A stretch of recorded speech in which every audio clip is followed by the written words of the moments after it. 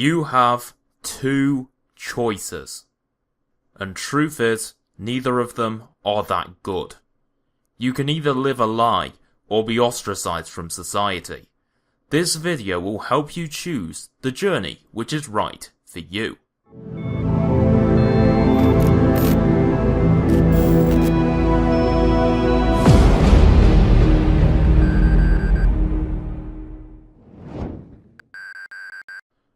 Option 1. You conform. Conformity is the safe path, and for most, the path of least resistance. To effectively conform, you require a social mask, which you wear all the time whilst in public. Showing your individuality is weakness, and weakness is failure. What is you is what others want from you. This is the basic outline of conformity, and your goals with conformity deep down are to please other people and the powers that be. Conformity is the best bet, and by simply conforming and not challenging authority, you will be left alone by the powerful, to live a life where those around you determine what you think. Teachers, bosses, your parents, the government, these are all systems which determine your inner philosophical thoughts.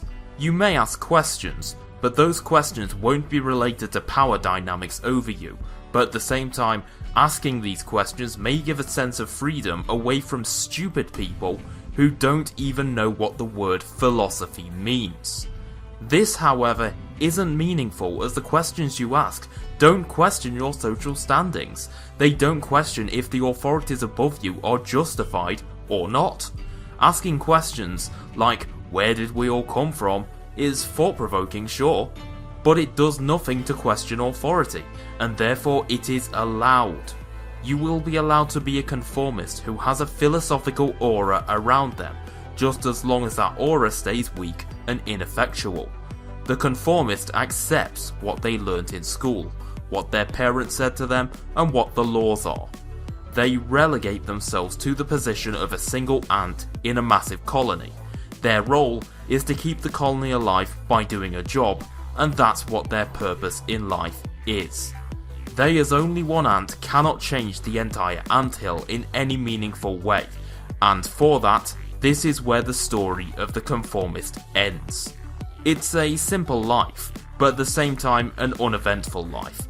Many people will be perfectly content living the life of the conformist, and many of us like you would find this life an absolute dystopia, the furthest thing away from what you really want to do. To not be able to ask those questions which come from your own observations of how society is run is truly psychologically agonizing. This is where our second option comes in.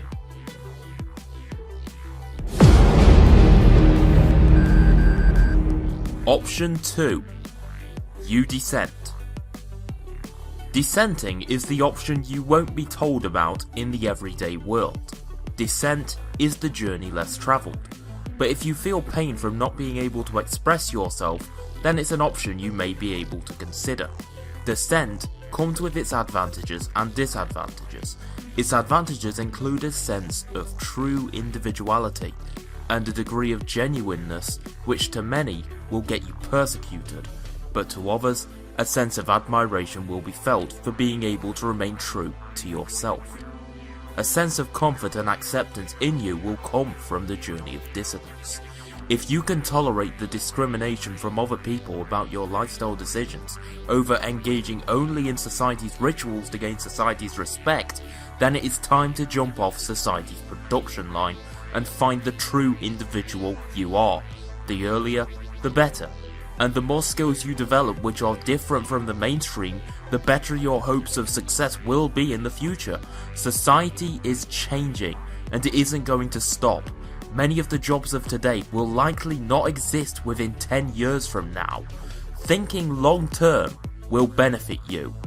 Don't bother about grades and your ability to regurgitate whatever an authority says. Your uniqueness will be a great selling point in the future, and if you're young, then I can't recommend highly enough the pursuit of autonomous learning. It may sound cliche, but in today's world it is indeed true. Follow your passion. Give your life meaning.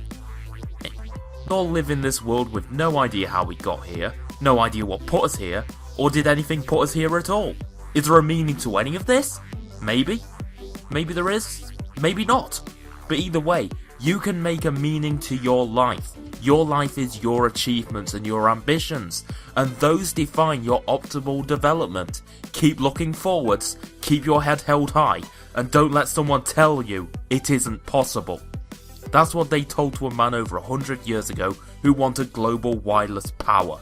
And whilst it didn't come to completion, he tried his damn best, and look what he was able to do through the journey of seeking this goal.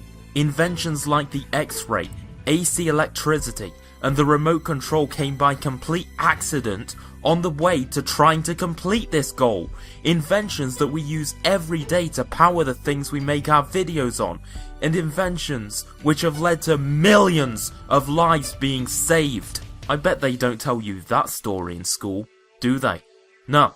They tell you the story of the man who tried to destroy him, smearing his inventions, saying the purpose of them was to murder people, and he demonstrated this by electrocuting animals to death with AC current, telling them that the current has no place within the home. You can actually see clips of Edison doing this on YouTube, they'll be linked in the description. By dissenting, this man revolutionized the world.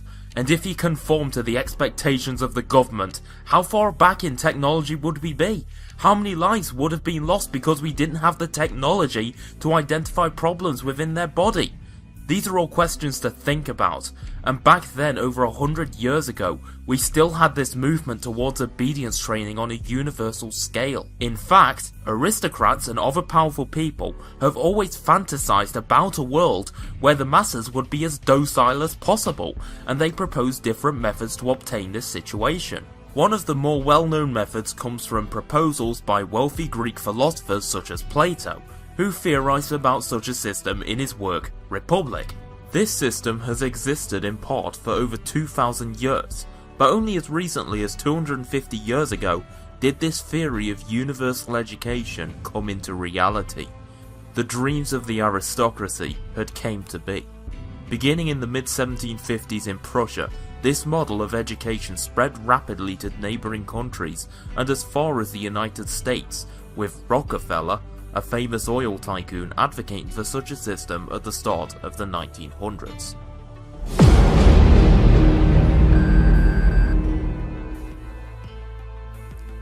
But why would the aristocracy want a system as large as universal education by law? Because with that, they have a population which is as docile as possible, which has as controlled a childhood as possible. And this is important.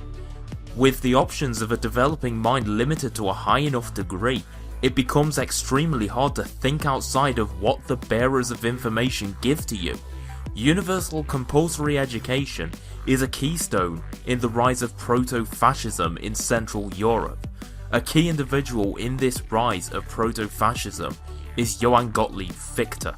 Fichte was a fervent German nationalist who had a strong desire for the Prussian model to become the defining feature of what it meant to live in civilized society.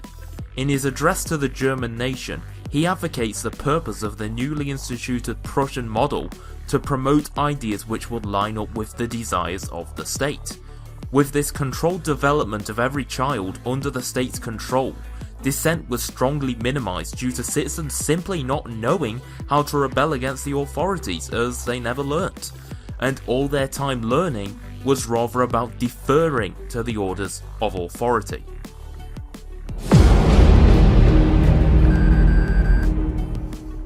Today, this is how the situation remains. School has not really evolved much from its roots in Prussia. It has only changed on the surface, making itself appear less authoritarian. However, this is only a change on the surface, and deep down, it still embodies all the authoritarian practices of 200 years ago, although hiding it. Rather than using corporal punishment directly, they'll call in an outside force to use this violence instead. School's existence in its current form actually demonstrates the difference between authoritarian dictatorship and democratic regime is much smaller than it's made to appear. Both the dictatorship and the democratic regimes control political thought, however their methods for doing so simply differ. For the dictatorship, they'll just use brute force to pummel you into obedience. With Western democracy, schooling, the media, and many other structures manage to enforce this coercion without using violence to directly correct the thought crimes of their people.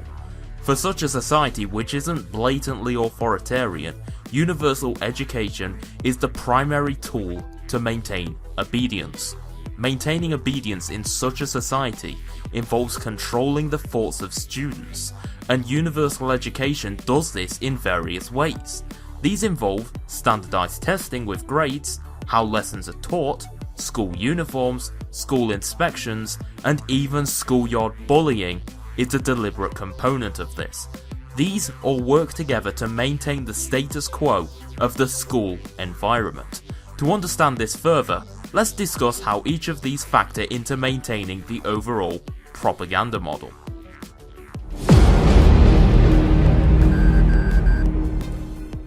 First up, standardized testing. The role of standardized testing is to ensure that every teacher follows the same government-approved curriculum. Teachers teach based off what the exam boards want, and those exam boards work alongside their respective governments to ensure everything in schools that gets taught is government approved. When everything that is taught in schools is government approved, you can assure they won't teach anything which questions the legitimacy of that government. Grades work to simplify the complex nature of education and intelligence into what you scored on a standardized test. This test doesn't take into account the person's mental state or their unique skills and personality, and it's not meant to. Standardized testing is a tool used to enforce conformity and direct the attention of students towards only getting the highest grades possible and pushing other pursuits of students aside. We are told by our parents and teachers over and over again that what you're supposed to do in today's world is go to school, get good grades, go to college and get good grades, go to university and get good grades, and then after all of that you get a really high paying job really easily. This is hardly the case in reality. Over half of university graduates end up taking jobs which don't require degrees, and thus they end up saddled with student loan debt without any good reason to have that debt in the first place. With a life saddled with debt, they have to concentrate on fixing their debt problem, and this leaves them being unable to concern themselves with intellectual subjects. Their immediate concerns are severe, as in getting out of debt. And to tell you how bad this debt issue is, there are now people in their 60s nearing retirement who still have student loan debt. Unless you are wanting to do something which requires a university degree such as becoming a doctor, then you shouldn't risk that debt. Higher education is in itself another one of society's traps. At one point, it may have been a viable option for the children of the wealthy, but as more and more people go, the value of a degree falls, whilst the debt remains the same, and eventually this bubble will burst. It's going to if this carries on. Let's next talk about how lessons are taught. This is a subtle but meaningful determination of the development of the student. Lessons are taught with the interest of the school. The job of the teacher is to get the best grades for the school, and to do this, you have to have an environment which is as controlled as possible.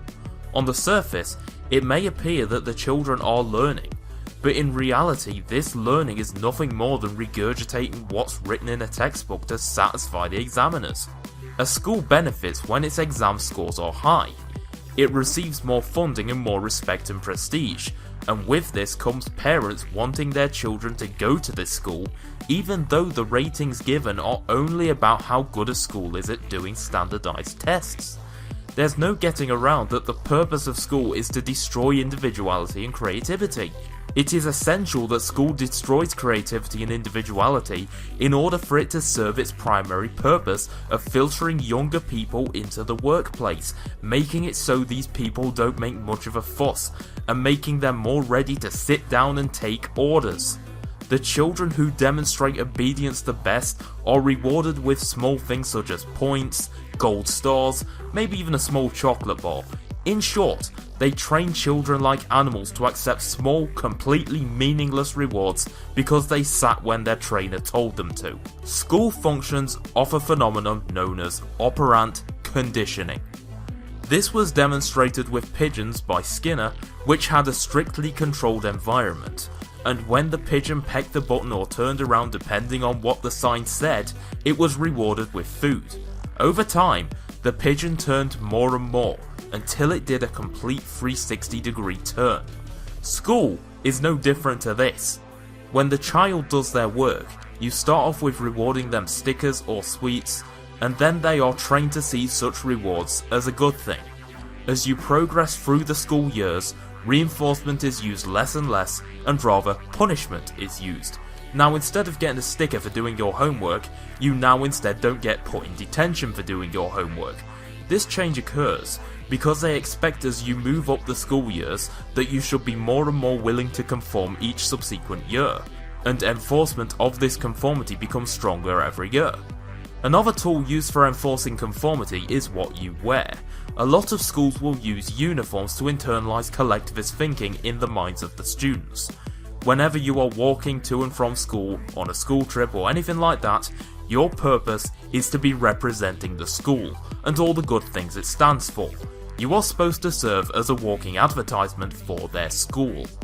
All these aforementioned qualities of school are backed up by the leaderboards. They are run by government groups such as Ofsted, which is a group in the UK that regularly inspects schools and determines if they're up to their own standards. If the school isn't, then it can be shut down as per Ofsted's requests. One school, however, challenged this. This school was the epitome of an alternative method to educate.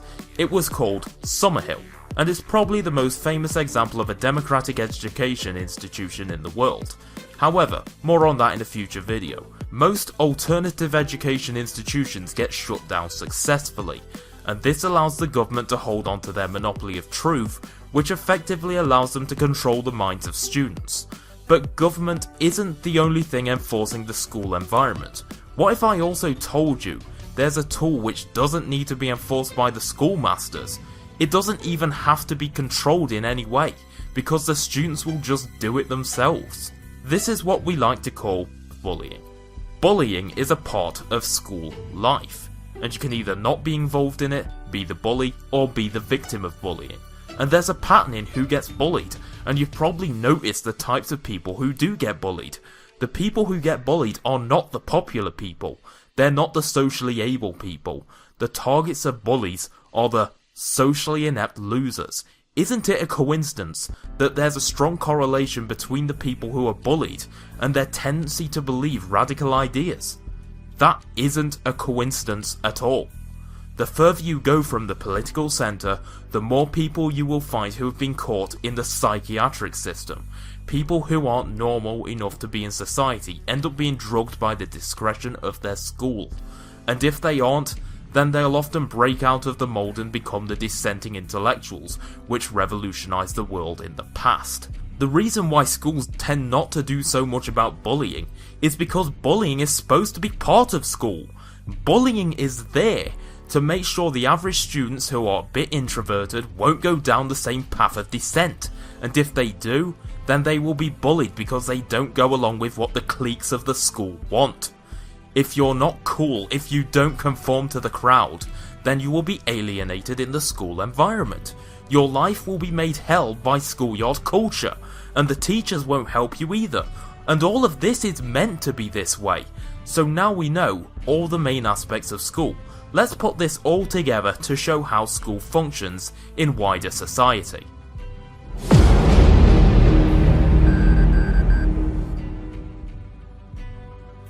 The purpose of school is said to be education, but the way schools get funding is by pleasing the inspectors of other agencies who often work with the government. To give a concrete flaw for the inspectors to base scores off of, schools will use the standardised testing model. The standardised testing model has its own benefits aside from its original purpose too. Standardised testing focuses the minds of all students towards the regurgitation of information, which was taught in a previous lesson specifically for that test. It also has other benefits such as threatening schools with closure who don't conform to the standard hierarchical model of education. Schools also give a more docile workforce, with generations of workers who are more passive and obedient, and thus corporations also advocate for these same schools. To ensure that children do not dissent, the dissenting students are persecuted in multiple ways, from psychiatric abuse to bullying. Schools make use of operant conditioning, rewarding good behaviour with meaningless rewards and punishing bad behaviour with added control over the child's life in the forms of detention or expulsion, and using operant conditioning is how the school over time takes over the child's mind, moulding them and shaping them into the ideal mindless zombie. They don't know who they are, and thus they begin to define themselves not by their mind and their interests, but rather by the clothes they buy. Individualism to them becomes something that can be purchased from a shop shelf, and this is how you lose a man to society. School has to shape its students in this way to ensure the high scores on the test, to avoid closure. Standardized testing is based off mass conformity. It separates the people who are the most subservient from the rest, and builds them up as icons who should be admired by the rest of the school, and it makes conformity seem the correct thing to do. It does all this while hiding under the idea that it is scoring intelligence, and the students which score the A grades are simply the most intelligent, and that intelligence is good. However, they are wrong. School is not about intelligence. In its modern incarnation, it never was about intelligence either. From the origins of universal education in the 1700s, it has always been about conformity and obedience. It has always been a conveyor belt which pushes you into a mediocre, forgetful life as you try to find what school has taken away from you as you sit in the job you've had for 10 years and not seen a raise for. You believed in the conveyor belt. It said it was going to take you to a safe and secure future, and if being on the border of poverty, suffering from depression, anxiety, from the fact that you could be made redundant whenever the company needs to trim its employment numbers from a market crash, it's a secure future to you, then fine. It isn't to most of us, and we understand this. The workplace is changing and decentralizing as AI takes over what we tend to refer to as a job, whilst being able to create your own job with your own talents is becoming easier and easier. This is where dissent comes in. The future of success is dissent and rebellion. You understanding this changing environment, your parents often don't. The new path to success is jumping off that conveyor belt into the dense undergrowth below. But before you do, you better have a good idea what you're getting into, and if you do, then you could create something which changes the world purely in your free time. By leaving institutionalized education, you could make yourself the next Mark Zuckerberg or the next Larry Page. These are people today worth billions, who started with their own projects in their free time. The choice is yours. You can either follow the conveyor belt or you can jump off it. After watching this video, I hope you can make that decision. Thanks for watching. This video took a month to make. As you know, I'm currently only one guy, and I have to write the scripts for these videos, do the voiceovers and the visuals, and it can be hard work. I can easily get a case of writer's block, and I've been dealing with a minor form of depression during the last few weeks, which has made this harder to complete. If you like my content and want to see more, you can fund high quality content like this by dropping a small amount into my Patreon, and all the money in my Patreon will go to making my content better. However, if you don't have the money to spare, then the least you can do is subscribing, clicking the notification bell, and telling all your friends who may be interested in my videos. Feel free to mirror this video or any other video you want. However, if you do that, please link my channel and the mirrored video in the description if you do that.